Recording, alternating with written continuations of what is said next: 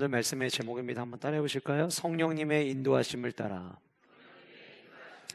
저와 여러분들의 삶에도 이런 성령 하나님의 인도하심이 있기를 소원하는 마음으로 한번 해보실까요? 성령님의 인도하심을 따라. 한번 더 하실까요? 주가 인도하심 따라. 아멘. 가장 안전한 삶은 주님이 인도하시고 성령님이 인도하시는 삶인 줄 믿으시길 바랍니다. 그 은혜가 오늘 이 말씀을 통하여 저와 여러분들에게 강물처럼 흐를 수 있기를 간절히 소원해 봅니다. 신앙생활을 하면서 가장 많이 배우게 되는 게 무엇이 있을까라고 한번 질문을 던져보니까 다른 분들도 그러겠지만 특별히 저희 교회 성도님들은 아마도 기도라고 대답하지 않을까 생각이 되어집니다. 기도의 중요성, 왜 기도해야 하는지, 어떻게 기도해야 하는지, 주님은 기도를 어떻게 가르쳐 주셨는지, 또 오늘부터 이제 집회를 앞두고 있는 우리 영가족들은 다른 이들을 위해서 중보적 기도를 할 때 어떻게 기도해야 되는지, 우리는 많은 시간 동안 기도에 관련된 말씀을 듣습니다. 금요성령 부흥회 같은 경우에는 기도와 관련된 주제가 거의 1년 52주 가운데 그래도 한 절반 이상은 되지 않을까 싶을 만큼 기도에 대한 말씀을 많이 듣죠. 그러나 기도라고 하는 것이 꼭 기독교만이 가지고 있는 어떠한 전유물은 아닙니다. 모든 종교가 기도를 가지고 있죠. 그러나 다른 종교에서 가지고 있는 그 기도의 내용은 내가 원하는 것들을 구하고 나의 필요를 내 힘으로 한계를 느낄 때에, 더 이상 내가 할 수 없다고 느낄 때에 초자연적인 도움과 힘을 구하기 위해서 기도하는 거라면, 성도들에 있어서 기도는 주님이 가르쳐주신 기도 안에 단순히 우리에게 필요한 것만을 구하는 것이 아니라 그 기도의 시간을 통해서 주님이 원하시는 제자도의 모습으로 세워가는데 기도가 굉장히 중요한 역할을 한다라고 하는 것을 이미 우리는 말씀을 통해서 익히 들어 알고 있습니다. 기도에 관련한 이 사람을 빼놓을 수 없는데, 우리 제자훈련 받으시는 분들도 책을 통해서 만나셨던 이엔 바운즈라고 하는 이분이 기도와 관련된 참 많은 책을 쓰셨는데, 그 책들 중에서 뭐 기도의 능력을 비롯해서 수많은 책들이 있지만 그 책들 제목만 딱 봤을 때 가장 저의 마음을 확 끌어당기게 했던 책이 있었습니다. 그 책의 제목이 무엇이냐면 기도하지 않으면 죽는다라는 책이었어요. 제목 자체가 일단 굉장히 좀 약간 자극적이지 않아요? 도대체 기도하지 않으면 죽는다는 이야기를 왜 이 기도의 사람 이엔 바운즈는 했을까? 그 책을 이렇게 찾아서 보니까 그 책의 첫 번째 챕터에서 왜 제목을 기도하지 않으면 죽는다라고 정했는지에 대한 이유를 그 첫 번째 챕터에서 발견할 수가 있었어요. 그 첫 번째 챕터에서 이엔 바운즈가 이야기하는 것은 무엇이냐면, 기도는 성도에게 있어서 호흡이다라는 이야기를 해요. 이 주장을 그냥 하는 게 아니라 골로새서에 있는 말씀을 가지고 와서 주장을 하는데, 너희는 감사함으로 깨어 기도하라 라고 사도 바울이 골로새 교회에 편지를 썼거든요. 그러니까 기도한다면 깨어 있어야 된다는 거죠. 깨어 있다는 건 호흡이 있다는 거고, 그러니까 기도하는 것이 곧 우리의 호흡이고 깨어 있을 수 있는 방법이 기도다라고 이렇게 연결을 지으면서, 기도가 성도에게 있어서는 호흡이기 때문에 우리는 기도를 멈추면 죽는 것과 마찬가지다라고 이야기를 합니다. 호흡이라고 하는 것은 단 1분도 숨을 쉬지 않으면 우리의 신체에 이상적인 반응들이 나타나기 시작을 할 만큼 사는 데 있어서 호흡은 가장 기본적이고 그리고 너무나도 필수적인 요소이겠죠. 그런데 그 호흡이 멈춰지면 살 수 없듯이 성도가 기도하지 않는다면 영적인 삶을 살아낸다라고 하는 것이 불가능하다라고 하는 것은 사도 바울의 골로서서의 말씀뿐만이 아니라 성경의 다양한 말씀들을 통해서 이미 우리는 익히 알고 있습니다. 기도가 호흡이기 때문에 기도해야 되냐 말아야 되느냐의 문제는 더 이상 우리의 논쟁거리가 되지 않고, 기도는 반드시 해야만 하는 것이라고 하는 것을 먼저 우리가 전제에 둔다 할지라도 우리는 왜 기도해야 되는지에 대한 이유를 분명히 알아야만 합니다. 많은 기도해야 되는 이유가 있지만 그 중에 크게 3가지를 이야기를 한다면, 우리가 기도해야 될 첫 번째 이유는 기도는 하나님과의 교제이기 때문이라고 하는 거죠. 하나님과 교제를 위한다면 우리는 기도해야 된다라고 하는 것입니다. 기도에 대한 이야기를 할 때마다 우리가 골방 기도를 자주 언급을 합니다. 그 골방 기도는 평수가 작은 조그만한 방에 아무도 들어가지 아니하고 나 혼자 들어가서 기도하는 것 그 자체가 의미가 있는 게 아니라, 골방 기도라는 말을 쓰신 이유는 무엇이냐면, 기도할 때 작은 방에 들어가면 나 혼자 들어가듯이 우리들이 기도하는 그 순간 마치 하나님과 나 단둘이만 있다라고 생각을 하고 그 안에서의 기도의 삶을 펼치라고 하는 권면이었던 거예요. 그러니까 골방 기도라고 하는 그 자체의 의미는 주님과의 1대1의 관계요, 교제를 의미하는 것이죠. 성도가 내 삶에 문제가 있을 때에 다른 누군가를 찾는 것이 아니라 나의 영혼의 아버지 되시는 그 하늘 아버지께 나와 내 삶의 모든 것들을 말씀드리고, 내게 말씀드림으로 말미암아 주님은 내 삶의 것들을 점검하시고 채워주시고 갚아주시는 은혜들을 우리는 경험할 수 있게 된다라고 하는 것이죠. 여러분, 친해지려면 어떻게 해야 됩니까? 친해지려면 시간을 많이 보내는 것, 그거를 이길 수 있는 것은 아무것도 없습니다. 얼마나 함께 시간을 보냈느냐에 따라서 그 안에서의 친밀감이 느껴지듯이, 저는 우리 모든 세종왕의 영가족들이 주님과의 친밀한 교제를 통하여 하나님과 더 가까워지고 주님과 더 친밀한 성도의 삶, 그리고 그 친밀함에서 주어지는 영혼의 축복들을 누리시는 축복이 우리 모든 영가족들에게 있으시기를 주님의 이름으로 축복합니다. 두 번째로 우리가 기도해야 되는 이유는 필요한 것을 구하기 위해서입니다. 근데 분명히 예수님께서는 세상 사람들이 구하는 것처럼 세상 사람들이 필요로 하는 것을 구하지 말아라, 그렇게 되면 너희들이 이방 사람과 다를 바가 없다라고 말씀을 하셨죠. 물론 그 말씀을 하셨음에도 불구하고 성경 곳곳에는 우리가 필요한 것이 있을 때 하나님 앞에 구하라고 이야기를 하세요. 지혜가 부족하냐? 후히 꾸짖지 않고 주시는 그 하나님 앞에 구하라 말씀하시거든요. 필요한 게 있으면 구하라고 분명히 말씀하셨어요. 그런데 성경에서 예수님께서 저와 여러분들에게 그래, 기도는 필요한 거 구하는 거야, 너희들 필요한 거 구해도 돼 라고 말씀을 하실 때에 조금 더 구체적으로 말씀드리자면, 주님이 원하시는 것은 너희들이 먹을 양식이 없으면 먹을 양식을 구하는 게 아니라, 입을 옷이 없을 때 입을 옷 달라고 구하는 게 아니라, 나는 너희들이 은혜를 구했으면 좋겠다고 우리에게 원하시는 거예요. 그러니까 성도가 기도를 통해 하나님 앞에 필요한 것을 구할 수 있는데, 우리의 기도는 한번 따라해 보실까요? 주여 은혜를 주옵소서. 자, 이 기도가 왜 중요하냐면요, 여러분, 하나님이 은혜를 베푸셔서 내 삶에 필요한 것을 공급해 주시면 되는 거잖아요. 그죠? 믿지 않는 자들은 그냥 필요한 것 자체를 원하는데, 우리가 원하는 건 필요한 것 자체가 아니라 필요한 것을 허락해 주시는 하나님의 은혜를 구하는 거예요. 이 기도는 우리의 삶의 모든 것이 하늘 아버지로부터 시작됨을 기도를 통하여 고백하게 되는 놀라운 힘을 가지고 있습니다. 그래서 주님이 필요한 것 구하라 라고 성경을 통해서 우리에게 말씀하실 때에 단순히 눈에 보이는 것을 우리가 구하는 것이 아니라 주님의 은혜를 구하고 주님의 도우심을 구하고 주님의 자비를 구하고 주님의 간섭하심을 구하라라고 하는 성경의 말씀의 메시지라고 저는 생각이 되어져요. 이미 지난 한 주간 동안 기도와 관련된 또 새벽 금요 성령 부흥의 철야의 시간, 또 우리 형제 스쿨 시간에도 제가 말씀을 드렸지만, 성경에 예수님의 도움을 구했던 질병으로 고통 가운데 있었던 사람들이 예수님 앞에 나와서 기도했던 기도의 내용에 공통적인 기도문이 있어요. 그게 뭐냐면 주여 불쌍히 여기달라는 기도였어요. 그 기도의 의미가 무엇인지를 제가 지난주에 설명해 드렸는데, 불쌍히 여기달라는 그 말의 의미는 주님 은혜의 눈동자로 나를 좀 바라봐 주세요라고 하는 간절함의 호소거든요. 그러니까 내 삶에 필요한 것이 뭔지를 봐주세요가 아니라, 주님 제 삶을 보시되 어떤 것이 필요한지, 무엇을 줘야 될지 그 은혜의 눈동자로 나를 지켜봐 주세요라고 기도하는 기도가 우리의 삶 가운데 필요하다라고 하는 거예요. 저는 이번 이 기도 성회를 통해서 하나님께서 시간마다 주시는 말씀을 가지고 우리가 하나님 앞에 기도하는 과정들도 필요하겠지만, 이번 이 기도 집회 가운데 여러분들의 삶 가운데 필요한 눈에 보이는 것들이 이전에 우리 모두가 주님의 은혜와 주님의 간섭하심과 주님의 도우심을 구하는 우리의 기도가 깊어지는 성회가 될 수 있기를 간절히 소원해 봅니다. 그것이 우리가 기도해야 될 두 번째 이유인 것이죠.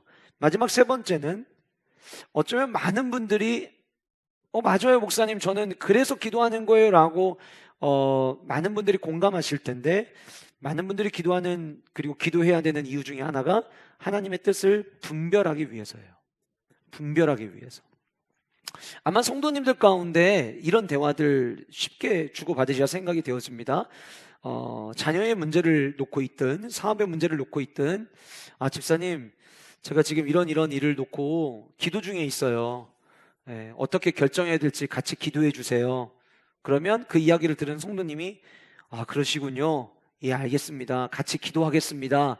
이렇게 우리가 일상 속에서 이런 대화를 참 자주 합니다. 근데 결국 이 대화 안에는 기도하는 목적이 하나님이 원하시는 것이 무엇인지를 분별하고 싶은 마음이 우리 안에 있기 때문이라는 거죠.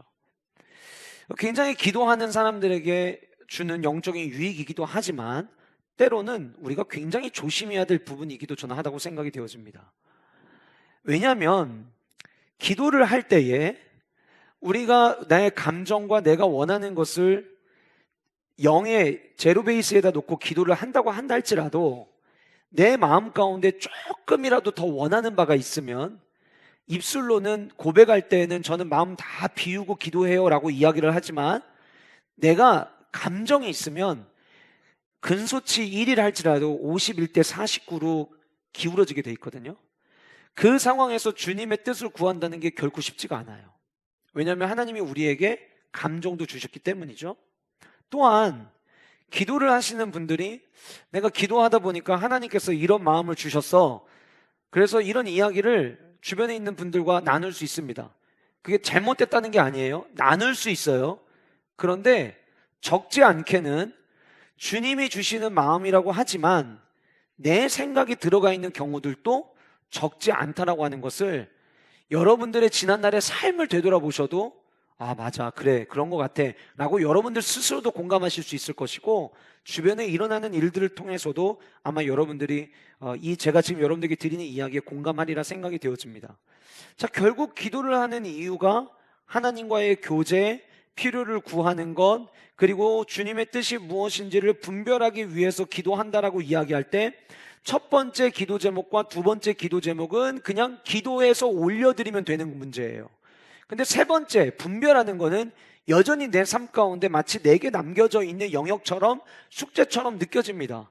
그러면 우리가 또다시 질문해야 되는 건 뭐냐면 그 기도를 통해 주어진 마음이 하나님의 뜻인지 아닌지 그러면 어떻게 분별해야 되느냐의 문제를 우리는 또 마주하게 되는 거예요. 어떻게 분별해야 될까요? 그 첫 번째는 성경입니다. 우리가 기도하면서 우리에게 주신 마음이 있을 때 이 말씀이 진짜 이 마음이 정말 하나님이 주신 마음인지를 확인할 수 있는 가장 최고의 방법은 성경을 통해서입니다. 예를 들면 내가 놓여져 있는 상황과 유사한 상황이 성경에 어디에 나와 있는지를 우리가 알면 그 말씀을 통해서 내게 주신 이 마음이 하나님의 마음인지 아닌지를 판가름하는 데 굉장히 유익할 수 있어요. 자, 예를 들면 출애굽기에서부터 신명기까지 창세기를 포함한 이 모세 오경 안에 특별히 그 중에서도 출애굽기부터의 말씀을 보면 하나님이 원하시는 것이 무엇인지가 굉장히 선명하게 드러나 있습니다. 계명을 주실 때에 그 계명의 세부적인 내용까지 출애굽기를 통해 말씀해 주시고 레위기와 신명기의 말씀을 속에서 하나님이 원하시는 바가 무엇인지를 계명을 통해 이미 이야기를 해주셨어요. 그리고 신명기 28장은 우리가 잘 아는 대로 어떻게 하면 복을 주시고 어떻게 하면 저주가 임하는지를 우리에게 말씀해 주심으로 말미암아 하나님이 기뻐하시는 뜻이 무엇이고 하나님이 기뻐하지 않으시는 뜻이 무엇인가를 신명기 28장 한 장 안에서도 우리에게 굉장히 선명하게 보여주고 계시다는 거예요. 그래서 내가 기도하면서 주신 그 마음을 확인하는 과정 가운데 성경은 뭐라고 이야기하고 있는가를 살펴보는 것은 굉장히 중요하다는 거예요. 우리가 성경을 이야기할 때 성경을 계시, 특별 계시라고 이야기를 하죠. 계시가 뭡니까? 계시는 하나님이 누구신지를 우리에게 밝히 보여주시는 것을 가리켜서 우리가 계시라고 이야기를 하는 거거든요. 그러니까 말씀을 통하여 하나님의 뜻을 발견할 수 있는 것은 기도하는 우리에게는 굉장히 큰 도움을 받을 수 있는 길이라고 생각하시면 된다라고 하는 거예요. 결국 우리가 성령님의 인도하심을 받고 하나님의 뜻을 구하고 그것이 맞는지 우리가 내 감정을 100% 신뢰할 수 없기에 말씀을 통해 점검해야 되기 때문에 그래서 사실 우리는 말씀을 힘써 알아야 돼요. 왜냐하면 말씀을 많이 아시면 내 상황이 어떤 상황이 주어졌을 때 이 상황이 성경 어디를 근거해서 내 삶을 비춰보면 되는지를 빠르게 알 수 있습니다. 그런데 예를 들어서 성경에 어떤 말씀이 있는지를 내가 모르면 그때부터는 시간 싸움이 걸리기 시작을 하는 거예요. 그리고 말씀을 통해 확인할 수 있는 길이 없기 때문에 내가 가진 확신이 진짜 확신인지에 대해서 분별하기 어려운 일들이 우리의 삶 가운데 일어날 수 있다고 하는 것이죠. 그래서 분별하는 데 도움이 되는 첫 번째는 성경입니다. 두 번째는 뭐냐면 성령님께서 주시는 마음을 통해서 이것이 기도를 통하여 하나님의 뜻인지 아닌지를 분별할 수 있다라고 하는 거예요. 성령께서 주시는 마음이라는 것을 조금 더 구체적으로 설명하면 기도할 때 내 마음 가운데 평안을 주시느냐라고 하는 거예요. 성령님이 주시는 확신은 반드시 우리에게 평안을 주십니다. 제가 우리 이제 청년들과 함께 수련회를 하면 수련회 때 가끔 청년들이 목사님께 궁금한 거를 이렇게 자기가 평상시에 궁금했던 거를 질문해가지고 상자 안에다 넣어가지고 제가 이렇게 하나씩 뽑으면서 어떤 궁금증이 있는지 그리고 그 질문에 제가 대답해주는 시간들을 이렇게 종종 가져요. 지난번 수련회 때도 그런 시간을 가졌는데 청년들과 수양회를 가면 꼭 빠지지 않고 나오는 질문이 바로 이거예요. 목사님은 하나님의 뜻을 어떻게 분별하십니까? 라는 질문이거든요. 근데 그때 제가 꼭 해주는 이야기가 뭐냐면 지금 이 두 번째 나오는 이 평안한 마음이에요. 그리고 이 평안한 마음과 함께 제가 함께 이야기하는 게 뭐냐면 단 내가 최선을 다했을 때 그 평안의 마음이 있는지를 확인하라는 이야기를 해줍니다. 그리고 제가 이제 종종 제 이야기를 하는데 제가 이제 미국에서 공부를 하기 위해서 유학을 가는 과정에서 저는 유학을 갈 마음이 1%도 있지 않았어요. 저는 제 눈에는 유학이 하나의 스펙 쌓기처럼 보여졌고 어차피 나는 주의 길을 가야 되는데 그게 과연 의미가 있을까? 그래서 유학하고 싶은 마음이 저에게는 하나도 없었어요. 그런데 이제 주변에서 유학을 권면을 계속해서 하셨고 그래서 그럼 일단 미국 가는지 안 가는지를 확인하려면 이제 비자를 발급을 받아야 되니까 비자 신청을 하는 거죠. 자, 저는 미국 가기를 원하지 않았어요. 그리고 그때 영재가 만 2살이 되지 않았기 때문에 아이를 위해서도 지금 가는 거는 별로라고 생각을 했고 저희 아내는 가족들과 떨어져 사는 것에 한 번도 생각해보지 않았기 때문에 우리 모든 가족은 한 마음을 갖게 됐죠. 가는 거 싫다, 이 마음을. 자, 이런 마음을 가지고 비자 인터뷰를 하러 들어갔습니다. 근데 거절이 됐어요. 비자가 안 나온 거예요. 그래서 영사가 심사를 하고 도장 빨간색으로 리젝이라는 도장을 꽝 찍었습니다. 자, 그러면 그때 제 마음은 기뻐야 할까요? 아니면 슬퍼야 할까요? 그죠, 기뻐야죠.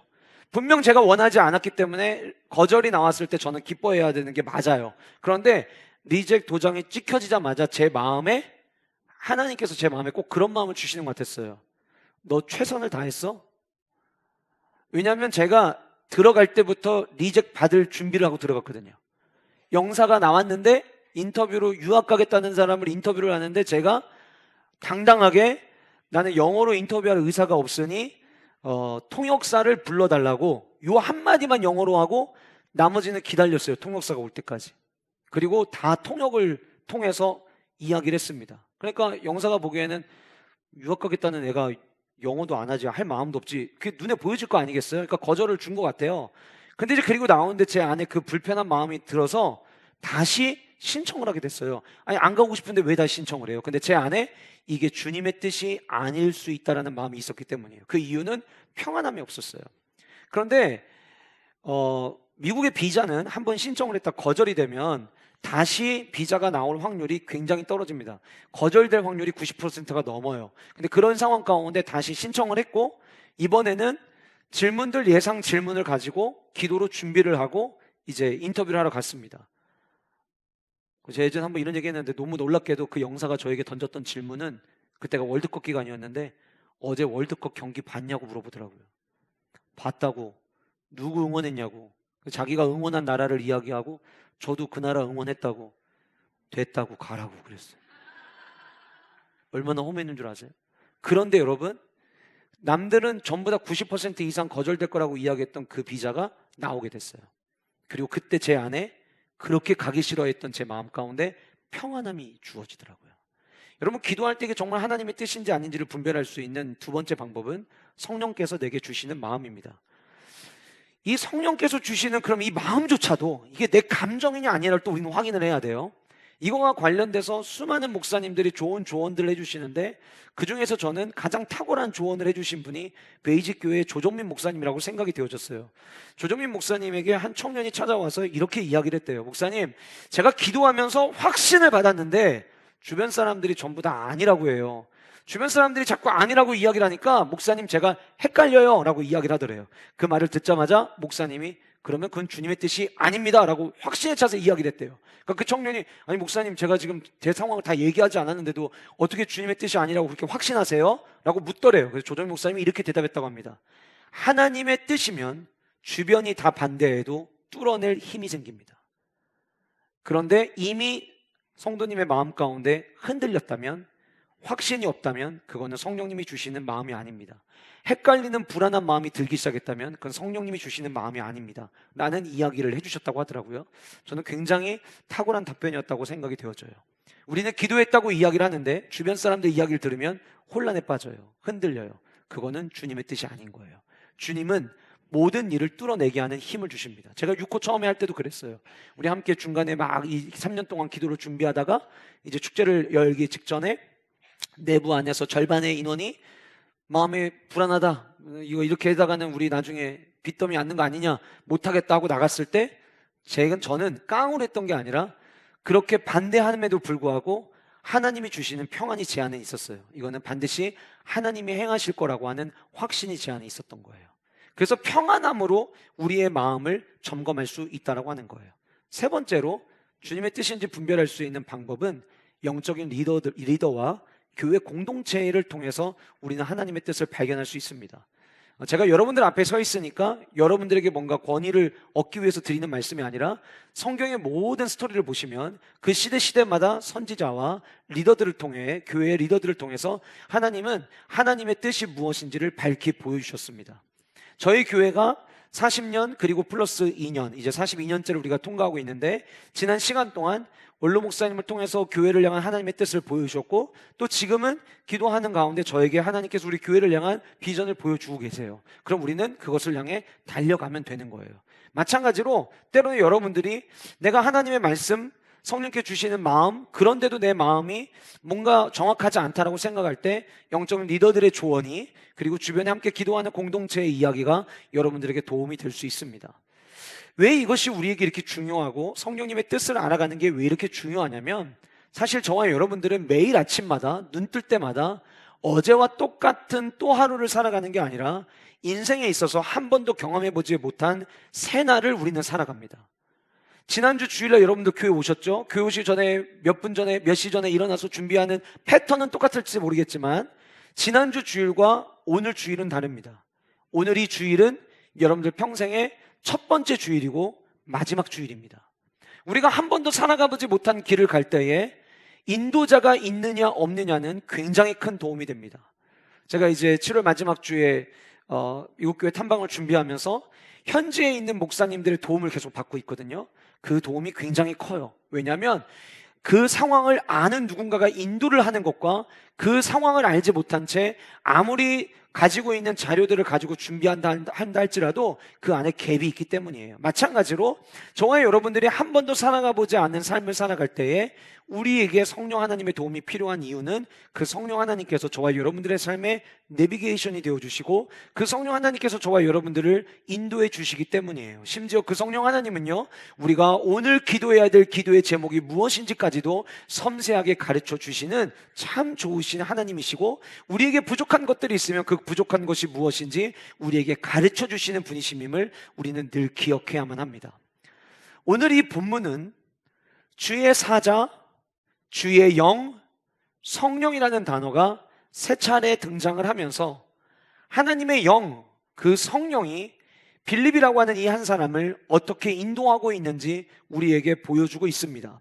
지난 한 주간 동안 제가 이 말씀을 묵상하는 가운데 주님께 주셨던 마음은 뭐였냐면, 이 목사, 만약에 너의 삶 가운데 오늘 말씀에 등장하는 이런 상황이 너의 삶에 펼쳐진다면 이거는 내가 너에게 보여주는 사인으로 알고 이게 정말 주님의 뜻일까에 대해서 궁금해할 필요도 없이 이거는 확신으로 받아도 돼 라고 하는 깨달음과 가르침으로 저에게는 이 본문이 지난 한 주간 동안 다가왔어요. 어떤 부분에서 어떻게 주님이 말씀해 주셨는지 그 내용들을 여러분들과 함께 나누면서 저와 여러분들의 삶 속에서도 이게 과연 하나님의 뜻일까, 우리가 분별해야 되는 수많은 삶의 기준들이 있겠지만 그 중에서 빌립과 같은 상황이 우리에게 놓아진다면 그것은 나를 향한 주님의 뜻인 줄 알고 그 상황들을 아멘으로 받을 수 있는 은혜와 축복이 우리 모든 영가족들의 삶 가운데 있으시기를 주님의 이름으로 축복합니다. 성령의 인도하심을 따르면 어떻게 되느냐? 첫 번째로 가야 할 곳을 가게 됩니다. 가야 할 곳을 가게 된다. 제가 삽지에는 가야 할 곳 여기만 비워놨는데요. 사실 제 원고에는 앞에 몇 글자가 더 적혀 있습니다. 그게 무엇이냐면 가고 싶은 곳, 있고 싶은 곳이 아닌 가야 할 곳을 가게 된다는 거예요. 우리는 삶을 살다 보면은요, 내가 가고 싶은 곳이 있어요. 내가 머물고 싶은 곳이 있다는 거예요. 그러나 하나님의 백성은 내가 있고 싶은 곳, 내가 가고 싶은 곳을 가는 인생이 아니라 주님이 인도하시는 곳, 우리가 가야만 하는 곳으로 우리는 인도하심을 받아야 한다라고 하는 것입니다. 지난주부터 우리는 빌립 집사님의 이야기를 계속해서 나눴습니다. 빌립의 이야기를 통해 하나님의 뜻이 어떻게 드러나는지, 그리고 빌립 집사님의 그 현장을 통해 우리가 하나님의 뜻을 구하기 위해서 어떤 삶을 살아가야 되는지 우리가 함께 지난주 말씀을 살펴봤는데, 오늘 이 말씀을 통해서 지난주에 빌립에게 어떤 일이 있었는지 우리가 다시 한번 좀 기억하면서 오늘 이 말씀이 왜 중요한지를 좀 살펴봤으면 좋겠어요. 빌립에게 어떤 일이 있었죠? 먼저 예루살렘 교회의 스데반 집사의 핍박 순교로 말미암아 그들이 모두 흩어지게 되었습니다. 좋은 일 때문에 흩어진 게 아니에요. 동료가 함께 신앙생활하던 그들로 하면 그때 당시 그들의 영가족이 주님을 따른다는 이유 때문에 순교를 당하고 어쩔 수 없이 흩어지게 되었습니다. 그런데 그때 모두가 다 흩어질 때에 빌립은 유대인들이 상종조차 하지 않으려고 하는 마치 미개인 취급하던 그 사마리아 땅으로 들어가게 됩니다. 오늘 말씀을 통해서도 살펴볼 수 있지만 제가 이번 주 말씀을 준비하면서 제 안에 주셨던 마음이 사마리아로 그를 인도한 것도 성령 하나님이었을 것이라고 하는 확신이 제 안에 들었어요. 이미 우리가 아는 대로 7명의 집사는 믿음과 성령이 충만한 자들이었습니다. 늘 날마다 성령의 인도하심을 받았던 것이죠. 그러니까 모두가 흩어질 때에 아마도 하나님께서 빌립의 마음 가운데는 남들이 가고 싶어하지 않는 곳, 그러나 내가 너를 사마리아로 보내기를 원하니까 사마리아로 갔으면 좋겠다는 마음을 빌립에게 분명히 주셨을 거예요. 그래서 빌립이 어쩌다 보니 사마리아를 간 것이 아니라 성령 하나님의 이끌리심을 따라 사마리아로 들어가게 됐던 것 같아요. 근데 그 사마리아로 들어가가지고 정말 미개인 취급하던 그들에게 내가 알고 있는 그 복음, 이 복음을 전하는 것 때문에 동료가 목숨을 잃었음에도 불구하고 여전히 누군가는 전해야 될 그 복음을 사마리아 땅에 들어가서 전하기 시작을 합니다. 놀랍게도 그 빌립의 이야기에 사람들이 귀를 기울이기 시작하고 말씀을 전할 때에 표적이 함께 따라오기 시작을 했죠. 지난주 우리가 말씀을 통해 살펴봤듯이 빌립이 하나님의 말씀을 전하고 그가 표적을 행할 때 어떤 표적이 있었냐고 성경에 어떤 표적이 있었는지 이야기하고 있냐면 귀신이 내쫓아지고, 그 다음에 중풍병자가 나음을 입고 걷지 못하던 자들이 걷게 되었다라고 성경은 기록을 해놨어요. 단순히 빌립이 중풍병자만, 걷지 못하던 자만 고쳤다는 것이 아니라 이 말 속에 누가가 전하고자 하는 메시지가 있어요. 중풍병자를 고쳤다는 이 말 안에는 그의 사역이 예수 그리스도의 사역의 계승임을 이야기해주고 있는 것이고, 안진뱅이를 일으켜서 못 걷던 자들이 걷게 됐다는 이것은 사도행전 3장에 등장하는 베드로와 요한이 성전에 올라갈 때 앉은 사람을 일으켰던 그 사도의 사역이 계승되었다는 것을 우리에게 의도적으로 보여주기 위해서 언급할 뿐이지, 아마 그 시대의 사마리아 안에 여러 가지 질병으로 고생하고 아파하고 있던 자들을 빌립이 분명히 낫게 하고 회복하는 놀라운 역사가 일어났었을 거예요. 그래서 어떻게 됩니까? 그 시작은 큰 울음으로 시작을 했지만 사마리아는 예루살렘과 정반대로 큰 기쁨이 그 성에 가득했다라고 성경에 기록되어 있는 것을 우리는 지난주에 살펴봤습니다. 자, 많은 사람들이 지금 빌립 집사를 따르고 있는 거죠. 그리고 그러던 중에 이 소식을 들은 예루살렘 교회의 본부에서 베드로와 요한을 정말 이 일이 사실인지 확인해 보라고 실사단으로 파견을 보내게 되고, 와서 보니까 정말 예루살렘에서 일어날 만한 일들이 지금 이 미개인의 땅 사마리아에 그대로 펼쳐지는 것을 그들이 목격을 하게 됐죠. 근데 보니까 우리와의 차이가 있었어요. 아, 이들이 아직 성령을 경험하지 못했구나. 그래서 그들을 한 사람 한 사람 찾아다니면서 기도해 줬고 그들 안에 성령의 기름 부어짐을 그들이 누리게 됩니다. 경험하게 되었어요. 나중에 성경을 보면 25절에 보시면 8장 25절에 보시면 두 사도가 주의 말씀을 증언하여 말한 이후에 예루살렘으로 돌아갔다라고 이야기를 합니다. 자, 사마리아 안에 엄청난 놀라운 일이 일어났고 마지막 부족했던 그 한 조각의 퍼즐 성령의 임재까지 베드로와 요한을 통해 경험을 했고 그 안수를 통하여 성령을 경험하게 한 베드로와 요한은 다시 사마리아를 떠나 예루살렘으로 돌아갔어요. 자, 여기에서 우리가 한 사람 기억해야 될 사람이 등장을 합니다. 시몬이라고 하는 마술사예요. 이 마술사는 우리말로 치면 용한 사람이에요. 어쩜 이렇게 잘 맞히지? 어쩜 이렇게 우리의 미래에 대해서 정확히 알지? 마치 우리가 점 보면 저 사람 진짜 신기 있네 이렇게 이야기할 만큼 능력이 많았어요. 그래서 사람들이 저 정도의 능력이면 저 정도로 정확하면 이건 하나님의 능력 아니야? 라고 생각이 될 만큼 많은 사람들이 이야기를 했고, 그리고 시몬이라고 하는 이 사람조차도 나에게는 이 능력이 너무나도 크다고 해서 자칭 자기 스스로를 위대한 사람이라고 불리었다라고 성경을 기록해 놨습니다. 그런데 이 시몬이 이 엄청난 능력을 가지고 있을 때 사마리아 사람들이 삶에 문제가 있을 때마다 늘 시몬을 찾아갔거든요. 시몬을 따랐다라고 성경을 기록하고 있어요. 그런데 자기를 따르던 사람들이 지금 누구를 따르기 시작하냐면 빌립을 따르기 시작한단 말이에요. 그리고 그 빌립에서 끝나는 게 아니라 베드로와 요한이 와서 안수함으로 성령을 경험을 하고 나니까 시몬 안에 이런 생각이 드는 거예요. 내가 이 성령 안수해 줄 때 성령이 흘러가는 요거를 내가 내 걸로 만들면 내가 다시 사는 거 걱정 안 해도 되겠구나.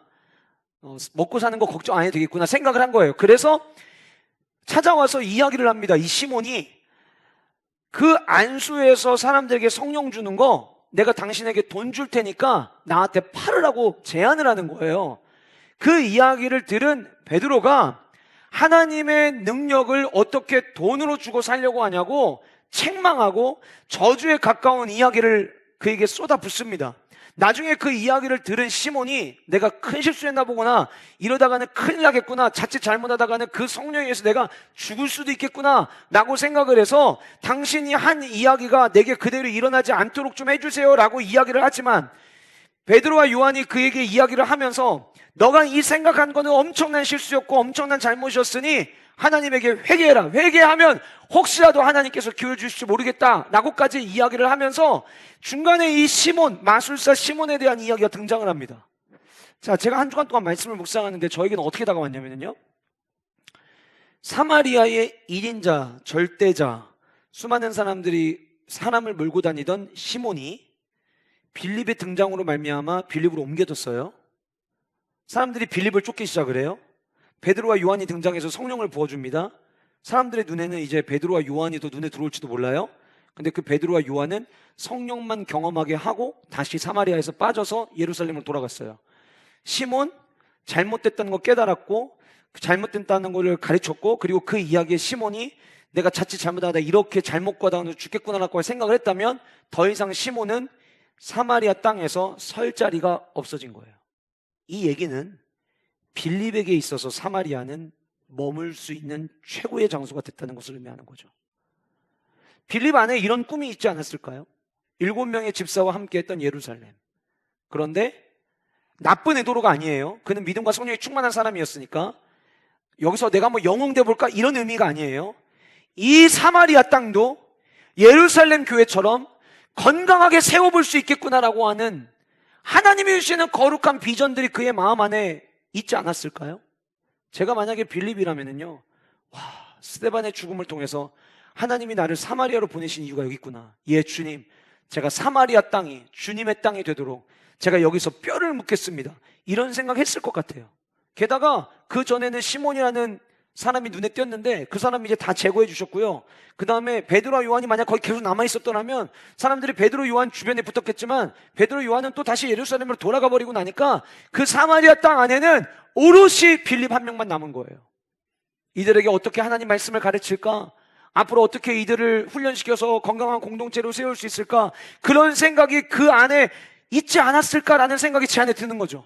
근데 바로 그때에 오늘 본문 8장 26절은 주의 사자가 등장함으로 말미암아 모든 게 다 0점으로 돌아가기 시작을 합니다.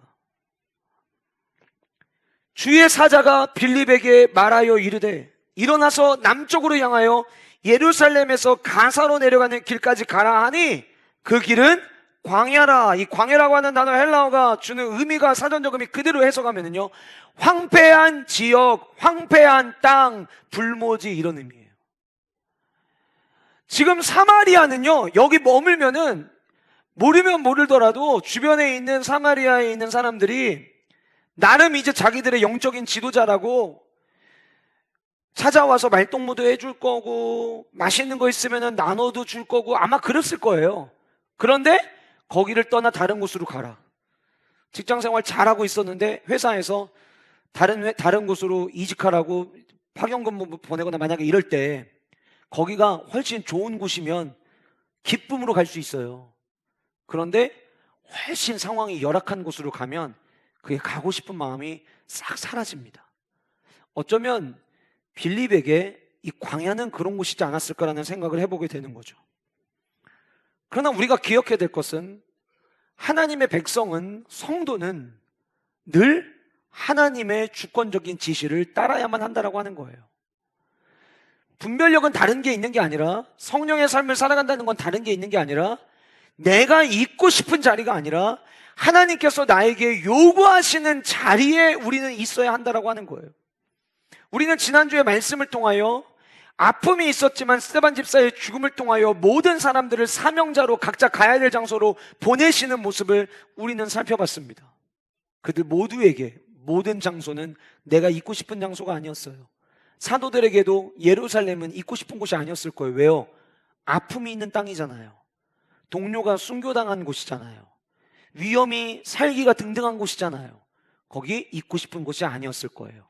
그러나 지난주 말씀 속에서도, 그리고 오늘 본문 속에서도 하나님의 사람들은 내가 있고 싶은 곳이 아니라 주님이 가라고 하는 곳으로 우리는 가는 인생이 되어야 한다라고 하는 것을 우리는 기억해야만 합니다. 말씀을 준비하면서 머릿속에 떠올랐던 사람이 있었습니다. 아브라함입니다. 아브라함 되기 전에 아브람. 창세기 11장 마지막 절과 12장 1절부터의 말씀을 보면 하나님께서 그의 아버지 데라에게 가나안 땅으로 갈 마음을 주셨죠. 그런데 그가 갈대아 우르에서 가나안 땅으로 가다가 하란에 머무르게 됩니다. 그리고 거기서 데라는 목숨을 잃게 돼요. 그의 가문은 그때 당시 그 땅에 있는 사람들이 섬기던 우상 신상을 만들어서 그거를 팔아서 먹고 살았어요. 여러분, 신상을 만든다라고 하는 거는요, 그리고 한 지역에서 이거 파는 걸로 돈이 된다라고 하는 거는요, 거기에 계속 있으면 대대손손 그걸로 먹고 살면 됩니다. 신상을 가정에 모시는 사람들은 신상이 조그만한 손상이라도 오게 되면 신상을 새롭게 교체합니다. 내가 돈이 이거밖에 없어서 조그만한 신상을 구했던 사람은 돈이 조금 더 많이 생기면 더 큰 신상을 사고자 하는 마음을 갖게 됩니다. 그런데 거기에서 있으면 그곳에서 먹고 사는데 지장 없어요. 어쩌면 아브람에게 갈대아 우르가 하란이 있고 싶은 장소였을지도 몰라요. 그런데 하나님께서는 그에게 나타나셔서 너가 있는 곳 떠나라고 말씀하신 거예요. 내가 있고 싶은 곳은 여기지만 있고 싶은 곳이 아니라 내가 너에게 지시할 곳으로 가라. 네가 있어야 될 곳으로 가라고 아브라함에게 말씀하셨다는 거예요. 이 사건에 대해서 히브리서 11장 8절은 이렇게 기록하고 있습니다. 우리 같이 한 목소리로 읽어보도록 하겠습니다. 같이 읽겠습니다. 시작. 믿음으로 아브라함은 부르심을 받았을 때 순종하여 장래의 유업으로 받을 땅에 나아갈새 갈 바를 알지 못하고 나아갔으며. 여러분, 알고 나가면 얼마나 좋아요. 근데 알고 나가는 건 사실은 믿음의 반응이 아닌 거예요. 알 수 없는, 갈 바를 알지 못했음에도 불구하고 나갔어요. 왜 갈 바를 알지 못함에도 나갔을까요? 너는 너의 본토 친척 아버지를 떠나라는 주님의 그 음성이 분명했기 때문이에요. 주님의 뜻이 있으면 내 머릿속으로 그 다음에 계산이 서지 않아도 우리는 주님의 말씀에 순종하고 반응해야만 하는 거예요. 여러분, 아브라함에게 잊을 수 없는 사건이 있죠. 독자 이삭을 바치라는 일이었어요. 여러분, 그 명령을 들었을 때 아브라함에게는 모리아산으로 가기 전 지금 있는 여기가 내가 있고 싶은 곳이었을 거예요. 근데 주님은 모리아산으로 가서 바치라고 하셨고, 아브라함은 내가 있고 싶은 장소가 아니라 내가 있어야 될 장소를 선택해서 아들을 데리고 이동했던 거예요. 성도의 삶은 내가 있고 싶은 곳, 내가 머물고 싶은 곳이 아니라 주님이 인도하시는 곳을 향해 나아가야 한다라고 하는 것이에요. 여러분, 모든 분들이 직장 생활하시는 분, 또 사업하시는 분, 공부하는 우리 학생들, 월요일이 되면 병을 앓게 되죠. 월요일병이라고. 주일까지 쉬다가 다시 일하는 현장으로 나가려고 하니까 일어나기가 너무 힘든 거예요.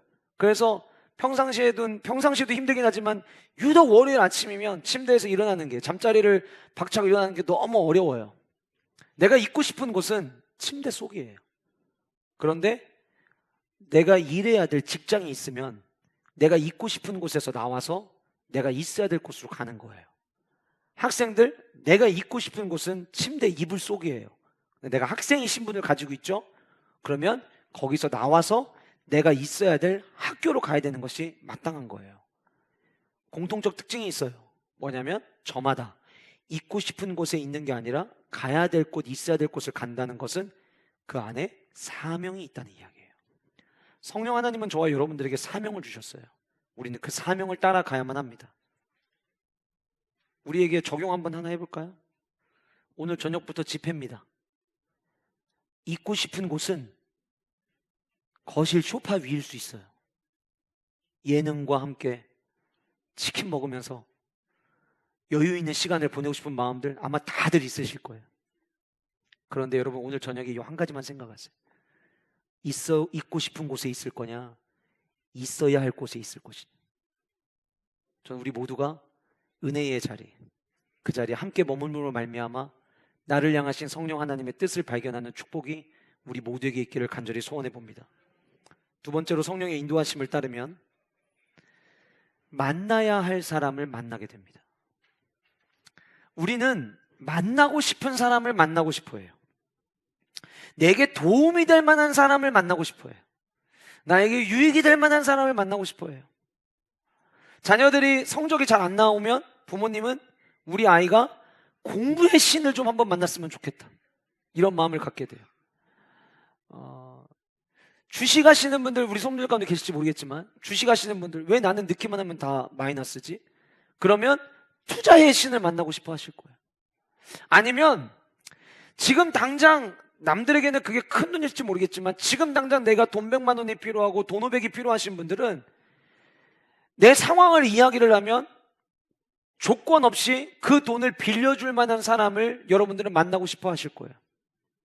저마다 만나고 싶어 하는 사람은 다 다릅니다. 그런데 성령의 인도하심을 따라 우리는 내가 만나고 싶은 사람이 아니라 만나야 될 사람을 만나야 되고요. 결국은 그러면 내가 있어야 될 곳이 어디고 내가 가야 할 곳이 어디냐를 분별하기 위한 그 열쇠가 두 번째, 그리고 이제 앞으로 살펴볼 세 번째 나오고요. 이 두 번째와 세 번째의 상황에 여러분들이 놓여져 있다면 묻지도 따지지도 마시고 주님의 뜻으로 받아들이시는 우리 영가족들 되시기를 축복합니다. 도대체 그게 뭐길래? 26절에서 그 길은 광야라라는 말씀이 딱 들려지고 나서 그 주의 사자가 가야 될 곳이 어딘지를 말씀해 주신 거죠. 황폐한 곳, 가기 싫은 곳, 불모지, 가라. 그 얘기를 듣고 나니까 성령의 이끌림을 받았던 빌립은 27절에 일어나 가서라고 이야기를 합니다. 일어나 가서. 연대기적 삶을 살아가는, 크로노스의 삶을 살아가는 저와 여러분들이 하나님의 일하심과 하나님의 역사하심이 있는 카이로스를 경험할 수 있는 최고의 방법은 성령께서 감동 주셨을 때 순종하는 겁니다. 이 수준 높은 이야기를 이해하시기를 바랍니다. 우리는 연대기적 삶을 살아가지만 이 연대기적 삶의 순간순간들이 2023년 6월 25일을 우리가 지나고 있지만 오늘 이 날이 하나님이 역사하시는 카이로스의 순간이 되려면 우리는 주님의 뜻하신 바에 순종하면 되는 거예요.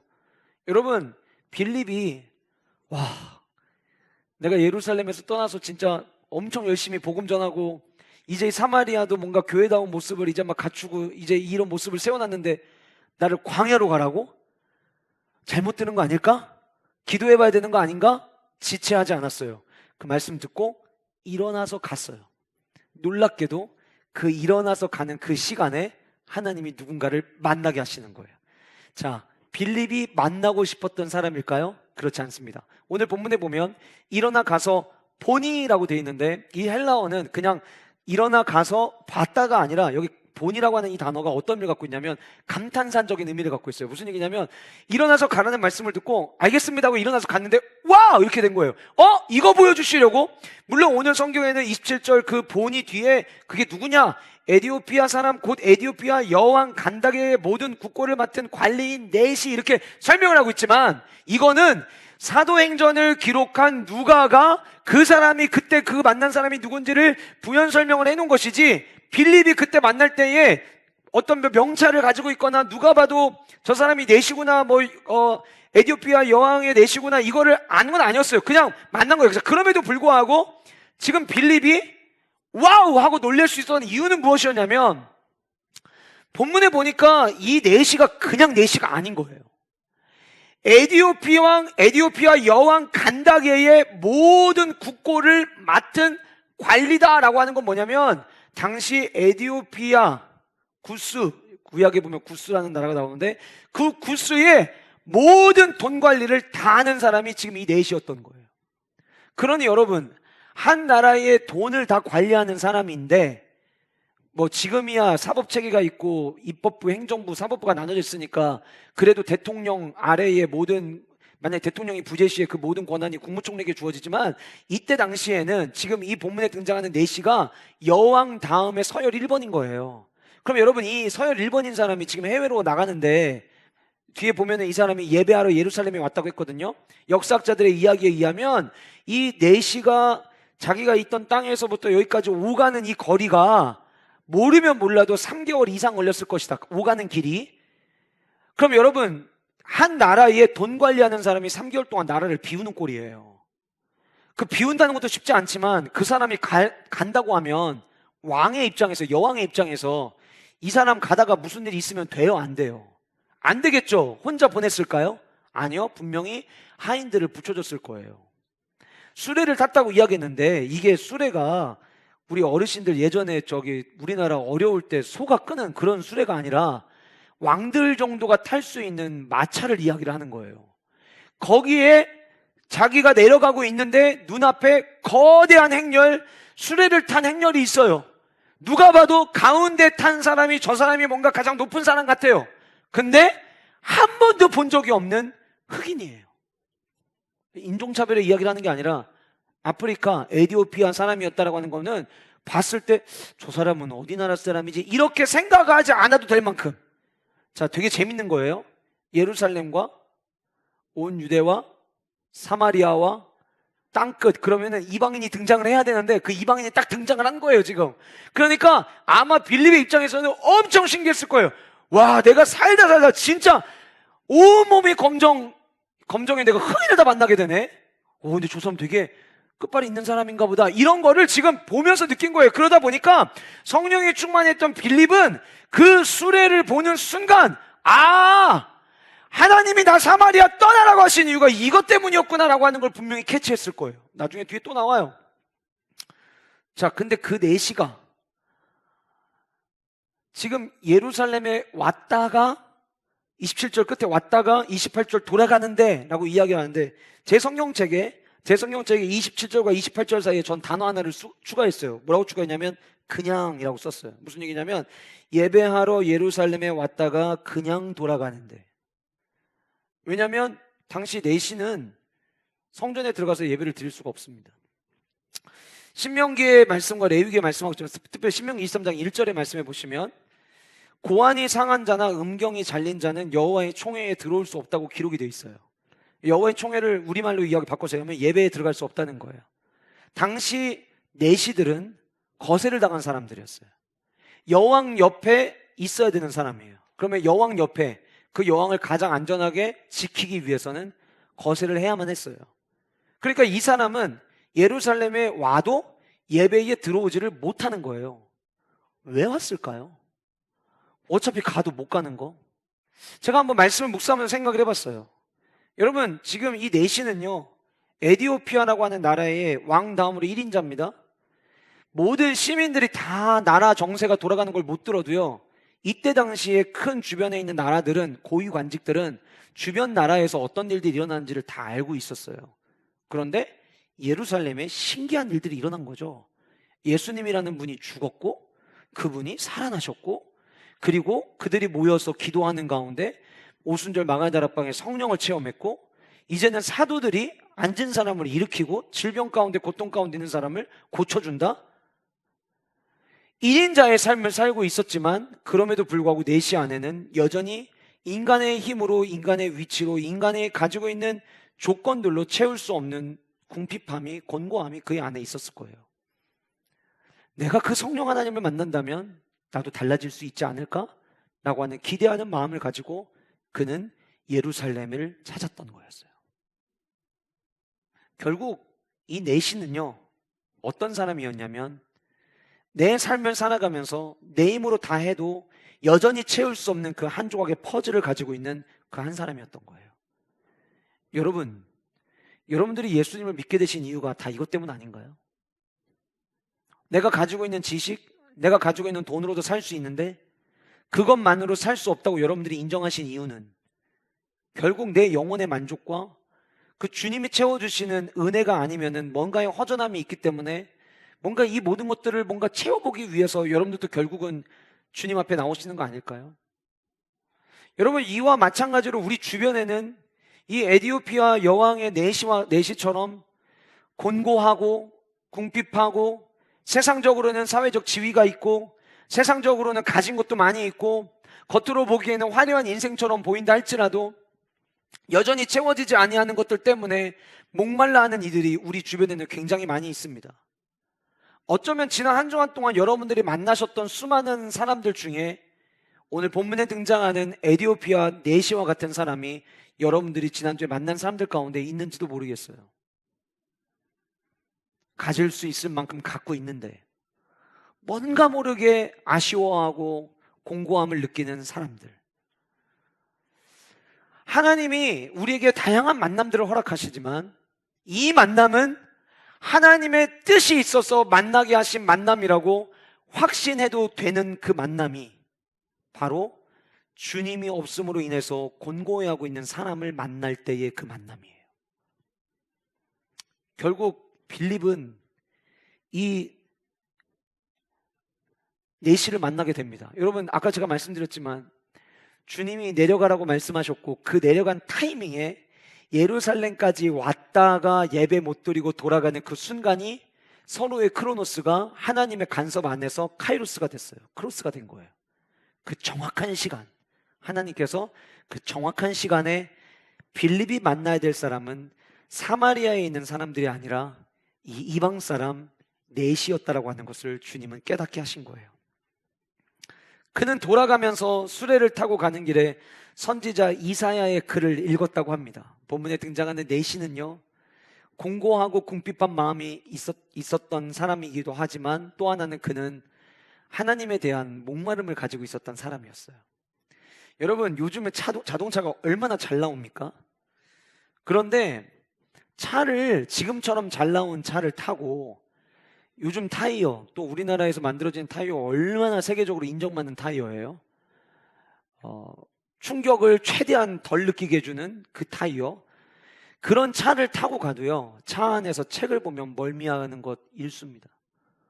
근데 오늘 본문에 수레를 타고 가는데 이사야서를 읽었대요.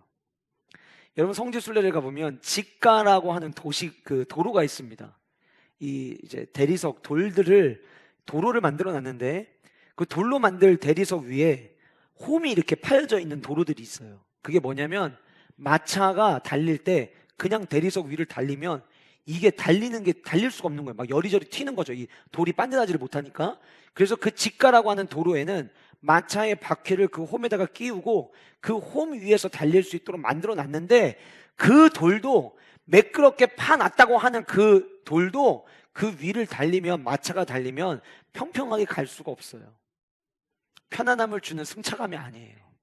그런데도 이 내시는 하나님의 말씀에 대한 목마름을 가지고 그 안에서 이사야를 읽고 있었다라고 하는 거예요. 얼마나 갈급했을까? 우리 주변에는 겉으로 드러나진 않지만 이렇게 뭔가 초자연적인 은혜를 구하는 갈급해하는 이들이 우리 주변에 굉장히 많이 있습니다. 내가 여기 왜 있지? 이 사람 만나게 하시려고 나를 여기 있게 하시는구나. 그 깨달음이 있으시다면 주님의 뜻으로 받아들이시고 주님께 감사 찬송 영광 올려드리는 우리 영가족들 되시기를 주님의 이름으로 축복합니다.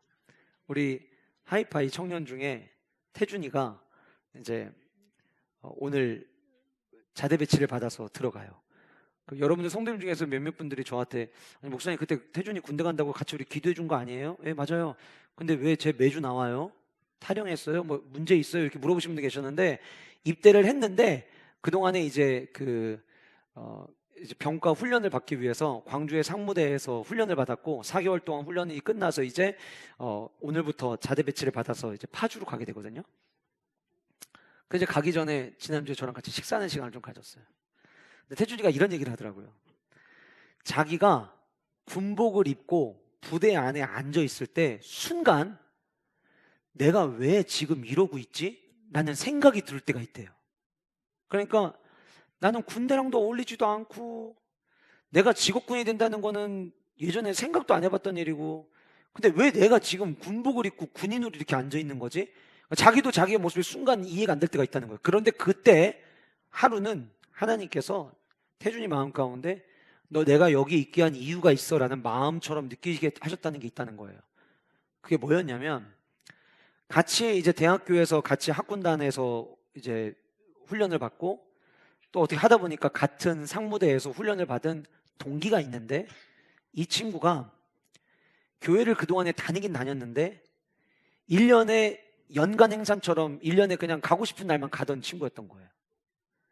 근데 이 친구가 태준이랑 같이 군대에서 훈련을 받으면서 매주마다 같이 예배를 드리기 시작을 한 거예요.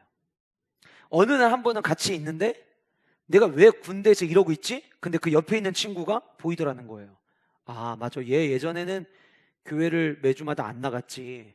근데 지금 함께 교제하기 시작하면서 이 친구가 태준이로부터 선한 영향력을 받고 나도 같이 매주마다 예배드리겠다는 마음을 갖게 돼서 매주 예배하게 되는 모습을 보면서 태준이 마음 가운데 얘 데리고 예배 같이 드리라고 나를 군대에 보내셨나 보다 이런 생각을 하게 됐다는 얘기를 하더라고요. 그래서 제가 태준이한테 그랬어요. 정확해. 너 이제 자대 배치 가지? 자대 배치 가도 똑같을 거야. 거기 오는 수많은 친구들 중에 예전에 교회 다니다가 지금 여러 가지 이유로 신앙생활 하지 않는 친구들도 만나게 될 거야. 하나님이 너 군대 보내신 이유 그 아이들과 같이 예배하라고 너를 부르셨어. 그 확신 하나 가지고 군생활 하렴. 제가 그런 격려와 조언을 해줬어요.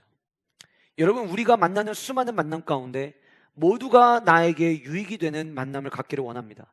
그러나 주님이 저와 여러분들에게 원하시는 삶은 저와 여러분들에게 주신 그 복음을 나눔으로 말미암아 유익을 끼치는 삶을 살기를 주님은 원하신다라고 하는 거예요. 그래서 여러분들이 누군가를 만났을 때 이 사람을 만나게 하신 이가 하나님이시구나 라고 확신해도 되는 만남은 아직 주님을 알지 못한 채 삶 속에서 방황을 경험하고 궁핍함을 느끼고 있는 사람들이라면 하나님께서 만나게 하신 사람이라는 확신을 가지시고 그를 위해서 나아가시는 은혜와 축복이 있기를 간절히 소원합니다. 그래서 두 번째 대지와 세 번째 대지는 연결이 돼 있어요. 성령의 인도하심을 경험하면 만나야 될 사람을 만나게 됨과 동시에 해야 할 일을 하게 된다는 거예요. 우리는 인생을 살아가면서 저마다 하고 싶은 게 너무 많아요. 이것도 해보고 싶고 저것도 해보고 싶고 다양한 경험을 많이 해보고 싶어요. 그런데 하나님이 원하시는 것은 내가 하고 싶은 일을 하는 게 아니라 해야 할 일을 하기를 원하신다라고 하는 거예요. 오늘 본문에 등장하는 이 내시가 결국은 예배하기 위해서 갔음에도 불구하고 아무것도 하지 못한 채 돌아가는 길에 이제 빌립을 만나게 됐잖아요. 빌립을 만나게 되면서 직가로 가는 길에서 빌립을 만났는데 29절 말씀에 보면 성령이 빌립에게 말씀하십니다. 이 수레로 가까이 나아가라. 너 눈앞에 보이는 저 수레로 빨리 달려가 봐 라고 말씀을 주신 거예요.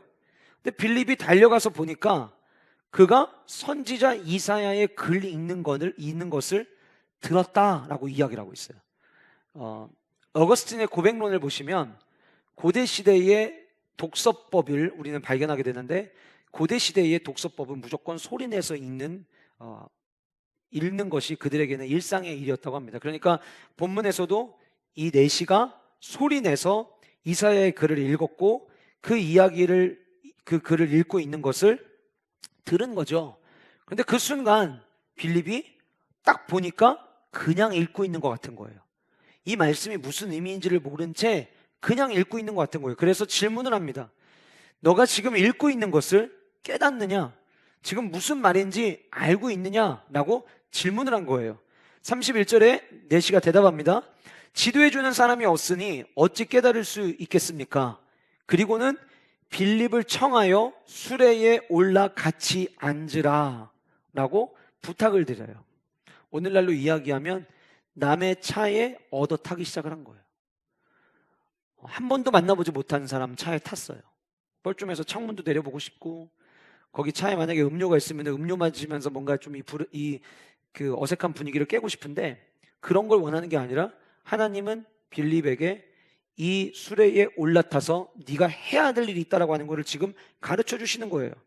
그래서 빌립을 청해 수레에 같이 올라탔는데 마침 그때 읽고 있던 구절이 어디였냐면 이사야 53장 7절과 8절이었어요. 우리 성경에는 32절과 33절에 등장하는데 이 본문이 이사야 53장에 등장하는 본문이에요. 이사야 53장 하면 여러분들이 익숙해 아는 구절이 있어요. 이 53장 5절의 말씀인데요. 그가 찔림은 우리의 허물 때문이요 그가 상함은 우리의 죄악 때문이라. 그가 징계를 받은 우리의 평화를 누리고 그가 채찍에 맞음으로 우리는 나음을 입었도다. 그래서 4절 5절까지 어린 양 예수 그리스도께서 어떤 순환을 당하시는가에 대한 이야기를 하다가 6절에 와서 우리는 다 양 같아서 그릇 행하여 각기 제 길로 갔거늘 여호와께서는 우리 모두의 죄악을 그에게 담당시키셨도다. 그 순환과 고난이 어떤 역할을, 어떤 사건인지를 53장 6절에서 이사야 선지자를 통해서 말씀하시고 난 다음에 7절과 8절에 계속해서 그 어린 양 예수 그리스도께서 당하시는 순환을 이야기하십니다. 그가 곤욕을 당하여 괴로울 때에도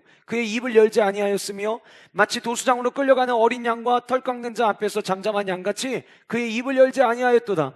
그는 곤욕과 신문을 당하고 끌려갔으나 그 세대 중에 누가 생각하기를 그가 살아있는 자들의 땅에서 끊어짐은 마땅히 형벌받을 내 백성의 허물 때문이라 하였으리오 라고 하는 이 구절에 대해서 읽고 있었다는 거예요. 그런데 이 구절은 당시 이사야 선지자가 선포했을 때에도 사람들로 하여금 궁금증을 불러일으켰어요. 그게 뭐냐면 여기 본문에 등장하는 이 고통받는 사람이 우리 앞에서 지금 하나님의 말씀을 예언하고 선포하고 있는 이사야에게 이런 일이 일어난다는 거냐?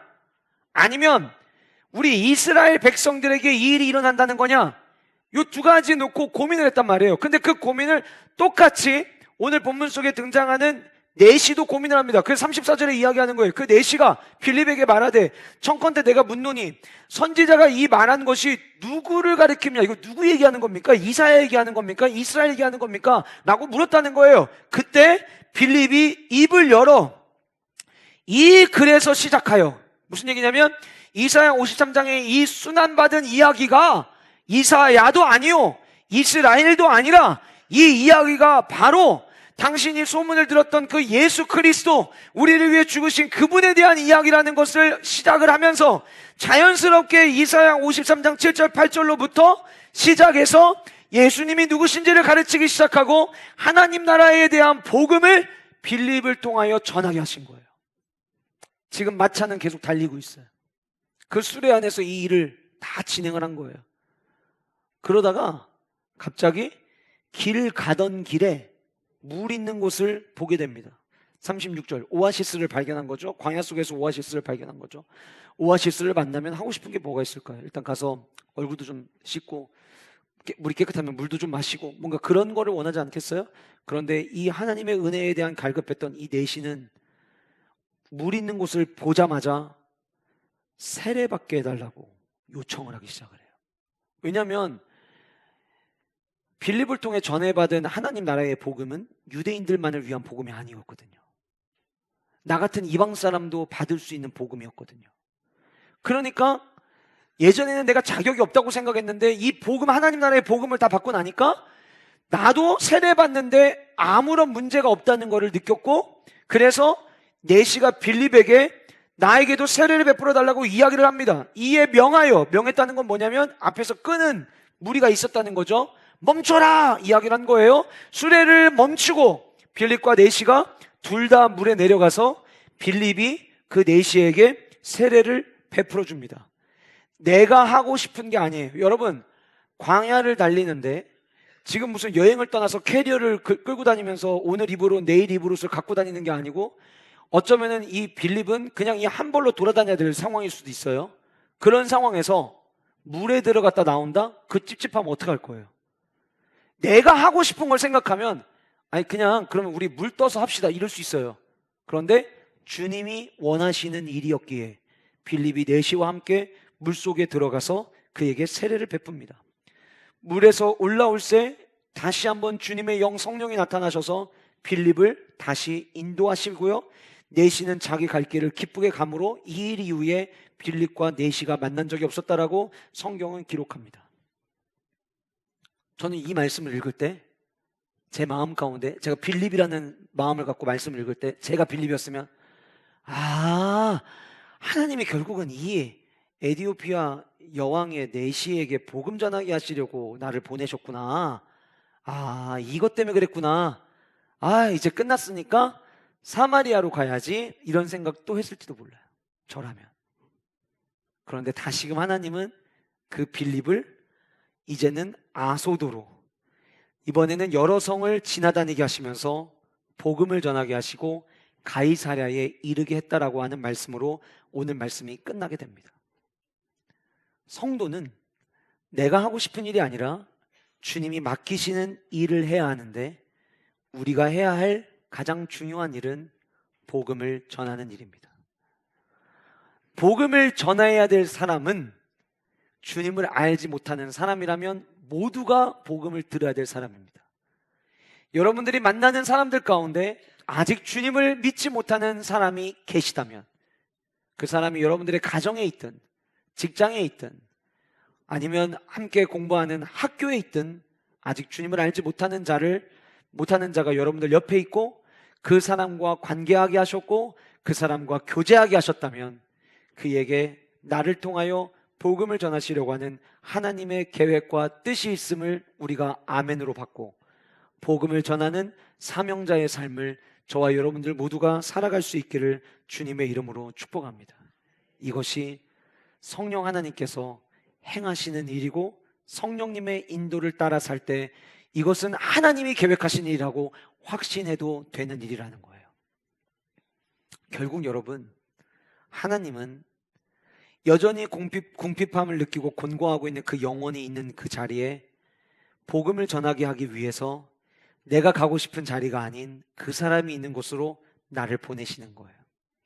그리고 우리는 주님의 말씀에 순종하며 살아갈 때 하나님의 도구로, 사명자로서 위대한 삶을 살아낼 수 있게 됨을 기억하시면서 한번 따라 보실까요? 주여 나를 인도하옵소서. 한번 더 합시다. 주여 나를 인도하옵소서. 이 고백을 늘 가슴에 품고 살아가는 저와 여러분 될 수 있기를 주님의 이름으로 축복합니다. 말씀을 마무리하면서 한 가지만 여러분들에게 더 말씀드리자면, 저는 저와 여러분들에게 내시의 마음 또한 있기를 간절히 소원합니다. 내시는 주의 말씀을 향한 목마름이 있었습니다. 성도로 삶을 살아가면서 너무 잦은 예배 때문에 주님의 말씀에 대한 목마름을 잃고 살진 않는지 우리들의 모습을 돌아보시면서, 이방인이었던 그 내시조차도 하나님의 말씀을 목말라 해서 달리는 수레 안에서 이사야를 읽었는데, 나는 하나님의 말씀을 날마다 대하고 있는지, 주의 말씀을 나는 소중히 여기고 있는지 우리들의 모습을 돌아보시면서, 주여 내게 빌립처럼 성령의 인도하심을 경험하는 삶도 살게 하시고 내시처럼 주의 말씀에 대한 목마름 놓치지 않는 은혜를 달라고 기도하는 우리 모두 영가족들 되시기를 주님의 이름으로 축복합니다.